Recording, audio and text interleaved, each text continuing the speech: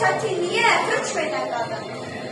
Bəli, Azərbaycan qadını həmişə tarixən belə mərd olur. Neçə qadınlarımız tarixə düşür. Kişilərlə bərabər çiyin-çiyinə, ölümə belə getməyə həmişə hazır olub Azərbaycan qadını. Mən sevdiyim peşənin necə çətin olmasını hamıdan yaxşı bilirəm.